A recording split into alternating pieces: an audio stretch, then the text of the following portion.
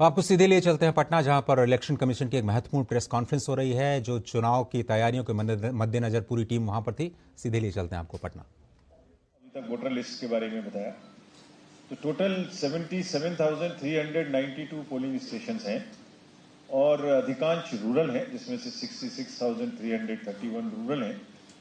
इनमें से करीब करीब 40,000 बूथ्स पर वेबकास्टिंग की व्यवस्था की जाएगी। ये भी पॉलिटिकल पार्टीज की एक डिमांड थी, तो इससे भी हमारा मैनेजमेंट करना बहुत आसान होगा।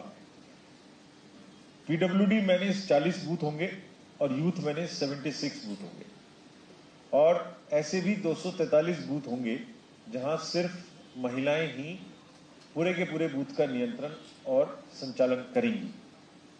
फ्रेंड्स, सभी बूथ्स पे जो एश्योर्ड मिनिमम फैसिलिटीज हैं वो रहेंगी, यानी toilet, ramps, drinking water, electricity, wheel chair, ये सभी बूथ पे रहेंगे ताकि आने जाने में सबको सुविधा रहे।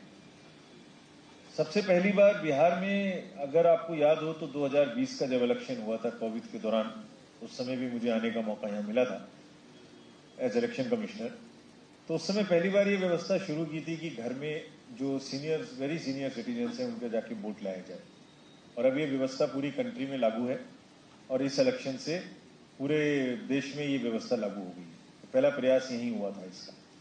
तो इसमें क्या है कि आप जो पर्सन विद डिसेबिलिटीज हैं वो फॉर्म 12D है जो अनाउंसमेंट के 5 दिन के अंदर वो भर सकते हैं, और जिनकी भी 40% से अधिक की डिसेबिलिटी है उनको घर जाके हम वोट लेंगे। बाकी इसके अतिरिक्त उनको अगर नहीं, बहुत सारे लोग नहीं लेना चाहते घर से वोट, वो बूथ पर आना चाहते हैं, और हम भी व्यवस्था कर रहे हैं उनके लिए कि उनको अलग से लाइन मिले, उनको व्हील चेयर मिले, और ऐसा मौका मिले कि पर्सन विद डिसेबिलिटी जब बूथ पे आए और हम सब उनको एक्स्ट्रा फैसिलिटेशन दें, तो सोसाइटी में भी एक एग्जाम्पल सेट हो। यानी अगर बूथ पे हम उनकी देखभाल कर सकते हैं, उनका सम्मान कर सकते हैं, उनको इक्विटी दे सकते हैं, तो बाकी भी समाज में फिर रेलवे स्टेशन पर, एयरपोर्ट पर, मार्केट में, हर जगह उनको सुविधा मिलनी चाहिए। ऐसा एक प्रयास हमारा है कि ये चीज हम एस्टेब्लिश करें। सिमिलरली बुजुर्गों के लिए भी हमारे जो ओल्ड एज के जितने भी वोटर्स हैं जो हमारे लिस्ट में शामिल हैं, उनको भी हम घर जाकर वोटिंग की सुविधा प्रदान करेंगे। और जब वोटिंग होगी तो साथ में एक टीम जाएगी जो वीडियोग्राफी भी करेगी, और पोलिंग कैंडिडेट को भी इजाजत है कि वो साथ में अपने लोगों को भेज सकते हैं। लास्ट माइल तक भी हम लोग पहुंचेंगे।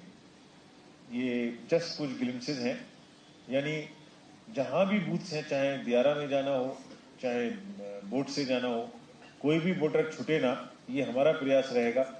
और आपके माध्यम से हम ये सबसे गुजारिश करेंगे, अपील करेंगे, रिक्वेस्ट करेंगे कि वो वोट देने जरूर आए। जब हम इतनी व्यवस्था करने की कोशिश कर रहे हैं तो कोई भी छूटना नहीं चाहिए। अब एक अपेक्षा भी है कि हम पूरे इलेक्शंस को बिल्कुल इंड्यूसमेंट फ्री, मनी पावर से दूर रखें, किसी भी प्रकार की क्लटरिंग और किसी भी प्रकार की गलत चीजें ना होने पाए। तो एक ये एप्लीकेशन है जिसको आपके सहयोग से हम सबके साथ तक पहुंचाना चाहते हैं। इसका नाम है सी विजिल, यानी विजिलेंट सिटीजन। अगर आप जागरूक हैं तो आप कोई भी शिकायत है किसी भी बूथ के बारे में, किसी पार्टी के बारे में, किसी कैंडिडेट के बारे में, तो अगर आप उसकी कोई टेक्स्ट लिख के, या कोई गलती हो रही है तो फोटो खींच के, या आप अगर हमें भेज देंगे इस ऐप पर, तो आपका जो कहाँ लोकेशन है ये हम अपने से ले लेंगे, लॉन्गिट्यूड लैटिट्यूड आपका हम अपने से ले लेंगे।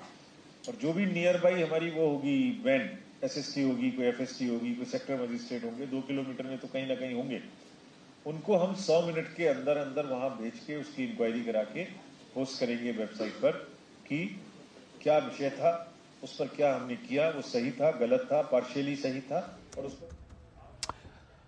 तो आप देख रहे थे पटना से सीधे प्रेस कॉन्फ्रेंस। स्पष्ट तौर पर पूरे देश में जो चुनाव की तैयारियां हो रही हैं उसका जायजा लेने के लिए पूरी इलेक्शन कमीशन की जो टीम थी वो बिहार के दौरे पर थी, और उसके बाद उन्होंने स्पष्ट तौर पर कहा कि सीनियर सिटीजन्स और जो दिव्यांग हैं उनके लिए विशेष प्रावधान किए जाएंगे। साथ ही साथ लोगों से ही अपील की सी विजिल ऐप का इस्तेमाल करके कोई भी गड़बड़ी आपके सामने, आपके आसपास हो रही तो आप तुरंत रिपोर्ट कर सकते हैं और एक जागरूक नागरिक की अपनी भूमिका निभा सकते हैं।